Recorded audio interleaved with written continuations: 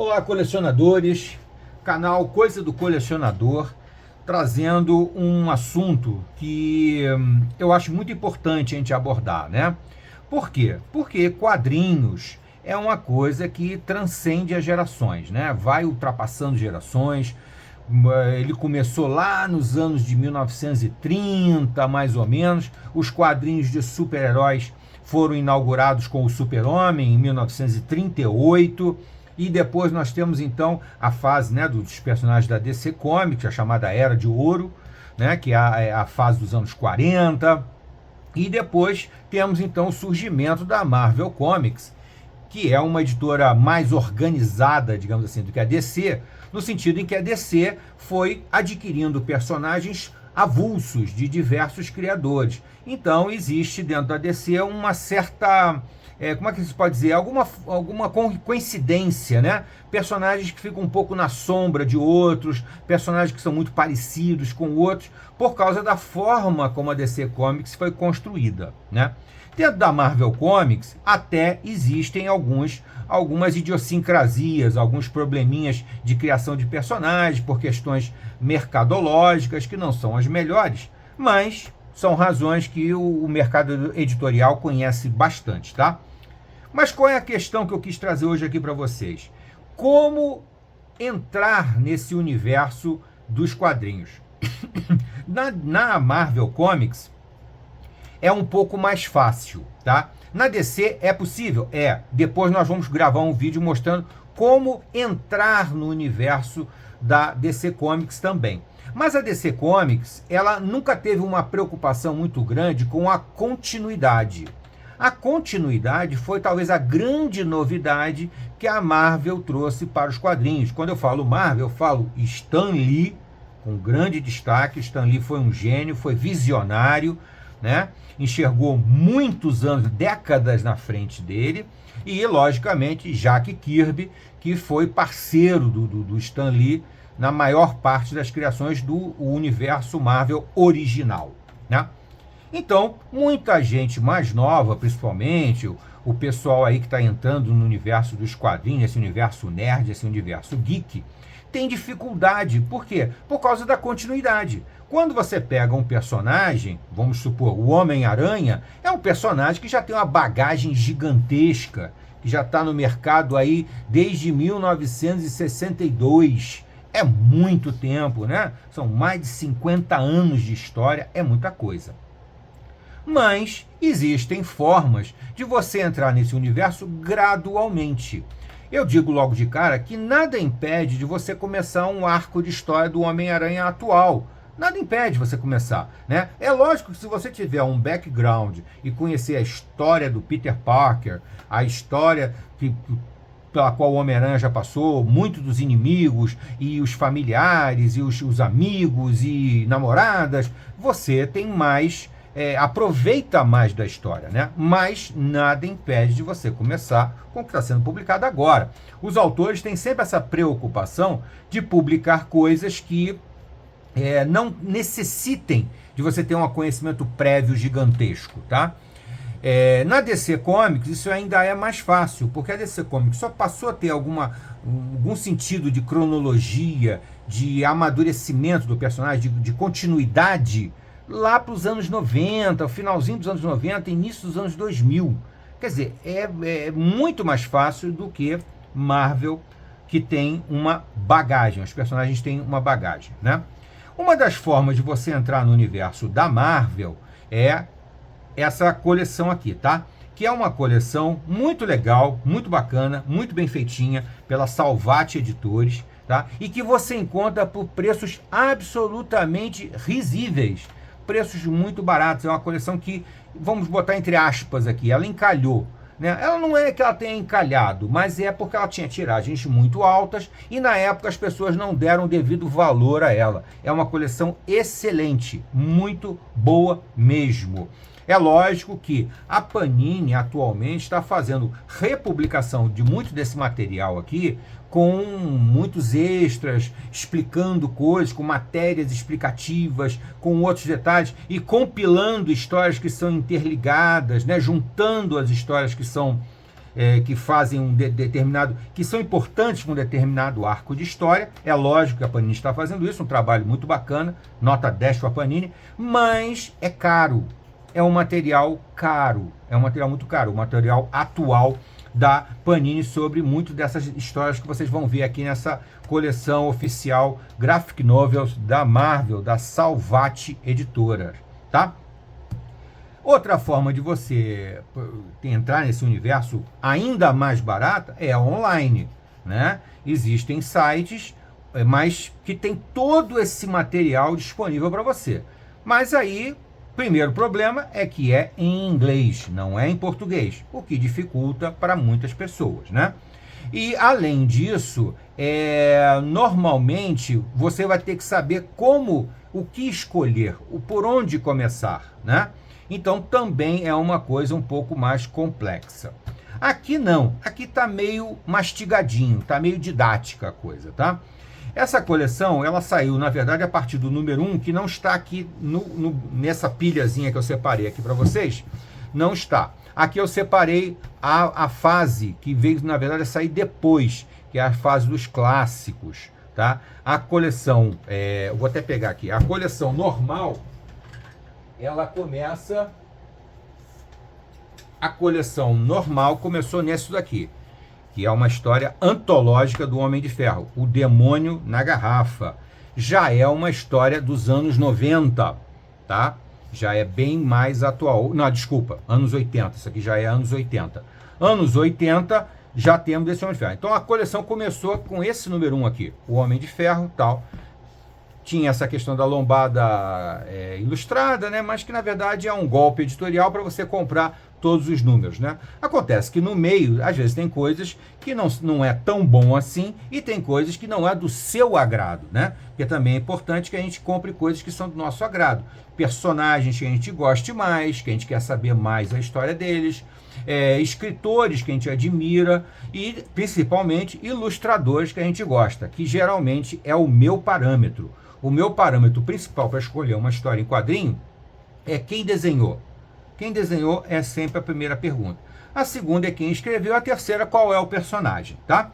Porque uma boa história independe do personagem. É lógico que se for um personagem que você tem uma afinidade, que você se identifica com ele, fica mais fácil. Aí você vê, às vezes, uma história um pouquinho inferior, você vê uma arte um pouquinho inferior, mas você gosta muito do personagem. Quando você não curte tanto o personagem, aí a arte e a história tem que suprir essa lacuna, né? Esse vão, tá? Mas eu não vou começar pela série normal não, tá, gente? Eu vou começar aqui falando um pouquinho da série dos clássicos, que são, se eu não me engano, mais de 30 volumes. São 40 volumes, são mais ou menos 50 volumes, desculpe, são 40 volumes, 40 volumes, repetindo, 40 volumes dessa série aqui, que é a chamada série clássica, tá? Vocês já estão sentindo aqui que eu tenho o número 1, o número 2, depois o 4, 5 e o 6. Quer dizer, falta o número 3 aqui. É porque o número 3 é um título que não me interessou, tá? Aí eu pulei ele. Tá? Apesar de que eu tenho uma bagagem dessas histórias que eu li na época, né? Da editora Ebal, que foi a primeira editora a publicar a Marvel no Brasil. Editora Brasil América Limitada, Ebal, né? E depois teve a publicação da editora Abril, e depois a Panini finalmente. No meio tem a Block, tem a RGE, tem um monte de editora aí. Bom, então o número 1, muito apropriadamente, é Marvel Origins, a década de 60. A década em que a Marvel nasceu.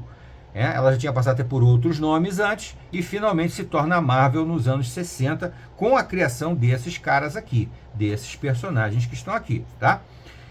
Logicamente, uma homenagem aqui óbvia, necessária, porque foi ele quem fez quase tudo. Stan Lee, o segundo nele, Jack Kirby, o Steve Ditko, que trabalhou em muitas na elaboração da imagem de muitos personagens, o Larry Lieber, que na verdade era o irmão do Stan Lee, né? E o Don Heck, que também é um artista que ajudou muito na criação desses personagens, porque geralmente o Stan Lee criava a ideia, o conceito, o personagem, mas quem desenhava era um desses outros homens aqui. Tá? Então, Marvel Origins da década de 60, e é um excelente início para qualquer um, e esse volume você encontra muito barato, até em sebo, tá? Não é nada difícil você conseguir isso aqui, é muito fácil. Agora, um detalhe, você tem que ser uma pessoa com uma mente aberta, porque são histórias muito simples, né? As histórias de hoje em dia, depois de 2004 principalmente, as histórias se tornaram muito mais adultas, muito mais maduras, muito mais que exigem um raciocínio maior, um entendimento maior da história. Essa época não. Eram histórias bem mais simples, típicas de super-heróis dos anos 60. Tá bom, gente? Então aqui, Marvel Origins traz Quarteto Fantástico número 1, o Tales to Astonish 27, o Incrível Hulk número 1, o Amazing Fantasy número 1, o Tales of Suspense 39, o Tales to Astonishing 44, X-Men número 1, Avengers número 1, Avengers número 4 e Daredevil, o nosso querido Demolidor, número 1, tá? Porque foi como esses personagens surgiram, né? Aqui eles sempre fazem um apanhado rápido, uma sinopse do que tem na edição, com uma préviazinha do que vem por aqui. Aqui a capa original do Fantastic Four número 1, né, o Quarteto Fantástico número 1, com a revista que deu origem à Marvel, né? Para quem ainda não sabe, o Quarteto Fantástico é o primeiríssimo grupo a ser criado e são os primeiros super-heróis criados pelo Stan Lee, né? Logicamente a arte aqui é do Jack Kirby, né? O estilinho do Kirby é muito conhecido, né? E aqui nós temos a história original do Quarteto Fantástico, que é uma história que já foi repetida em muitas edições, mas aqui você tem um pouco mais de detalhes. A primeira aventura aqui, a origem, e aqui já vem a primeira aventura contra o Topeira, né? Com a arte muito incrível do Jack Kirby, lembrando que era uma época em que não havia computador, né, gente? Não havia nada, era tudo na mão, né? É um trabalho muito bacana. Depois ele vem com Tales to Astonish, que é a primeira história do Homem-Formiga, que no Brasil nunca teve o devido destaque, né? Tanto é que muita coisa ainda nem foi republicada pela Panini, tá? Então aqui vem a origem do Homem-Formiga, que foi um dos primeiros também a ser criados pelo Stan Lee, e logo em seguida o Incrível Hulk, um personagem que nitidamente é inspirado em O Médico e o Monstro, né? A bagagem cultural do Stan Lee era invejável. O Stan Lee era um cara literato, ele sabia muito de literatura, né? Então você percebe muitas influências dele da literatura, né? Então aqui vem a primeira história do Hulk, desenhada também pelo Jack Kirby, uma história que teve até animação nos anos 60, né? O Stan Lee, inclusive, costumava dizer que ele jamais gostou de escrever história em quadrinho. Ele achava, como se achava nos anos 60, que era um gênero inferior, um gênero literário inferior. Então, o objetivo dele era ser um romancista, ser um escritor de livros sérios e tal. Acontece que ele criou com muita qualidade o que ele pretendia, tá? Quem conhece a história do Stan Lee já leu essa história. Inclusive, aqui vem uma curiosidade interessante, que é a questão do Hulk cinza. A Panini aqui, na publicação da Salvat, né, que a editora aqui é a Salvat, ela teve o capricho de deixar ele com a cor original. O Hulk, quando nasceu, ele não era verde, ele era cinza. Não se sabe nem se foi um erro de gráfica ou o que foi, mas o fato é que o Hulk era cinza. Ele só adquire a cor verde alguns números depois. Aqui vem Amazing Fantasy com o herói talvez mais emblemático da Marvel até hoje, né? Que é o Homem-Aranha, com o traço aqui do Steve Ditko. Então aqui você tem as origens de todos os personagens com a história original. É muito legal isso, você ter acesso a esse material. É um material que já foi publicado em diversas edições, mas aqui você tem ele compactado, que é uma coisa interessante. Outra coisa extremamente curiosa, né? Tales of Suspense, que vem com o Homem de Ferro, a criação do Homem de Ferro, né? Que também é extraordinária e é muito interessante você ver o visual inicial do Homem de Ferro, né? aqui com o traço do próprio Jack Kirby. Depois ele sofreu muitas mudanças, logo em seguida, né? E mudou esse visual um pouco duro, né? Um pouco rígido, que parece mais um robozão bem fraco, né? Um robozão assim, bem tosco, né? A palavra é essa, é bem tosco mesmo.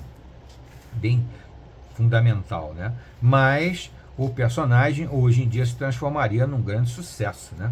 Mas veja bem, ele só se transforma num grande sucesso depois do primeiro longa-metragem no cinema, tá?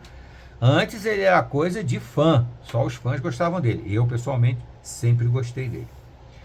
Bom, aqui vem então a primeira história do Homem-Formiga com a Vespa, em Tales to Astonishing 44, tá? É interessante lembrar que quando eles lançavam os personagens, eles normalmente usavam títulos que já existiam. Por isso, Tales of Suspense, Tales of Astonishing, que são títulos que eles já dispunham e lançavam o personagem para ver se ele caía no gosto das pessoas. Se caísse no gosto, ele ganharia mais histórias e no futuro até uma revista própria, como foi o caso do Homem-Aranha, né? O Homem-Formiga também teve muitas histórias publicadas, mas não chegou a ser tão famoso quanto o Homem-Aranha, né? Aqui nós temos a super cultuada equipe dos X-Men, né? Lembrando que esse título X-Men, né, ele estava para ser cancelado no final dessa primeira fase aqui, tá? Aqui desenhada pelo Jack Kirby. Aqui desenho do Jack Kirby. Tal. Essa primeira equipe aqui não teve um sucesso estrondoso. No início ainda foi, mas logo quando chegou nos anos 70, a equipe caiu em declínio até 1975, se eu não me engano, quando o escritor Chris Claremont assume o título e reformula a equipe na base, né? Ele elimina a maior parte desse grupo aqui, deixando apenas o Cíclope, né? E cria uma nova equipe. Então aqui nós temos a era clássica, a criação. Aqui já aparece o Magneto, né? O primeiro vilão dos X-Men já é o Magneto, que sem dúvida nenhuma é um dos vilões mais importantes do Magneto. Hoje em dia já não é mais tão vilão assim, uma coisa meio duvidosa. E aqui a criação dos Vingadores. Aí vocês percebem que quando surgem os Vingadores, o Hulk já é verde. O Homem de Ferro ainda mantém aquela armadura, né, mais rústica dele, digamos assim, né? Essa armadura mais rústica ainda é a armadura do Homem de Ferro. E aqui temos então a junção dos personagens que existiam na época. Reza a lenda dos Vingadores que esse título só saiu porque a Liga da Justiça fazia já sucesso e o Stan Lee tinha uma vaga, uma brecha na editora, né? Na impressora, né? Então vamos imprimir algum título, criar essa história aqui, juntando os personagens que já existiam na época. Você vê que o Homem-Aranha ainda não existia, né? Muito bem. Então aqui nós temos os personagens da época, numa história. O Jack Kirby era um desenhista muito prolífico, ele desenhava qualquer coisa com muita rapidez. Então foi criada essa história aqui dos Vingadores, juntando o grupo, né, que existia na época, colocando o Hulk na mão do Loki, né? E o Hulk é uma ameaça, que o Hulk, né, é mais incontrolável, né? Então aqui o Hulk acaba se tornando o vilão da história, mas na verdade porque ele está sendo manipulado pelo Loki. Então é muito interessante. Aqui a primeira história dos Vingadores, primeiríssima história. O Homem de Ferro ainda com esse visual rústico dele, né? E aqui a primeira história também com o Capitão América, que é uma história dentro dos Vingadores, né? Já é na revista Vingadores, que já tinha ganho o seu título próprio, entra para os Vingadores o Capitão América, quando ele é encontrado congelado. Você tem uma participação do Namor, que é muito importante nessa história, né? Basicamente é o Namor que encontra o Capitão América congelado, mas são histórias que já estão muito conhecidas por quem é fã dos quadrinhos. Agora, se você pretende entrar nesse universo e de uma forma acessível, de uma forma que você não vai gastar uma fortuna eu indico essa coleção aqui, a coleção da Salvat, coleção oficial de Graphic Novels Marvel da editora Salvat. É um material de boa qualidade, tá? E aqui mais um personagem clássico da Marvel, né? Um dos meus favoritos, o Demolidor, a origem do Demolidor. Eu costumo brincar que o Stan Lee não tinha nem ideia do que ele tinha criado quando criou o Demolidor, né? E é interessante perceber sempre a preocupação do Stan Lee nos anos 60 com a inclusão, né? É uma coisa fantástica. O Stan Lee sempre, os X-Men são aquelas pessoas estranhas, né? Diferentes, que se juntam para defender a humanidade. O Demolidor é um cego que faz coisas de atleta olímpico, né? Ou até mais do que isso, né? Aqui ainda com o traje original, que era vermelho e amarelo, muito semelhante a um lutador de boxe, né? Daquela época, né? O boxe naquela época era um esporte muito famoso nos Estados Unidos, principalmente. Então você tem aqui a origem do Demolidor já na revista, até conferir aqui para não falar bobagem, já na revista do próprio Demolidor, tá? Então, gente, fica essa pequena amostra de uma forma muito legal de você entrar no universo Marvel pela porta da frente, que é essa coleção oficial de Graphic Novels da Salvat, da editora Salvat. Isso aqui você encontra muito barato em diversos locais, em sites e até em sebos, né? Lógico que o sebo normalmente você vai encontrar um pouco maltratado, mas você pode encontrar até lacrado, tá? Quando tem feiras, Bienal do Livro ou Comic Con, muitas editoras colocam isso aqui, muitas lojas colocam isso aqui para vender muito barato mesmo, tá? Então eu aconselho a quem quer entrar no universo Marvel pela porta da frente, conhecer tudo essa coleção aqui, tá? No próximo vídeo a gente vai falar dos outros volumes que temos por aqui. Temos aqui o Contos de Asgard do Thor, temos aqui o Homem-Aranha Nunca Mais, que já não é o início do Homem-Aranha, mas é uma fase muito boa, muito importante dele.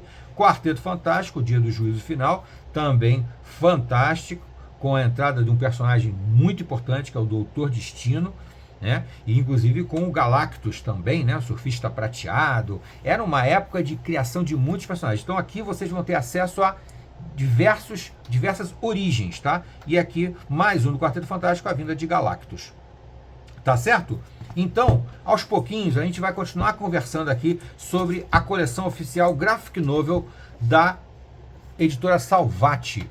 Se inscreve no canal, deixa seu like, compartilha, porque só assim a gente vai continuar mostrando essas coisas para vocês que vão dar uma noção do que é interessante você continuar lendo, por onde você começar na Marvel. Tá bom? Valeu, gente. Até a próxima.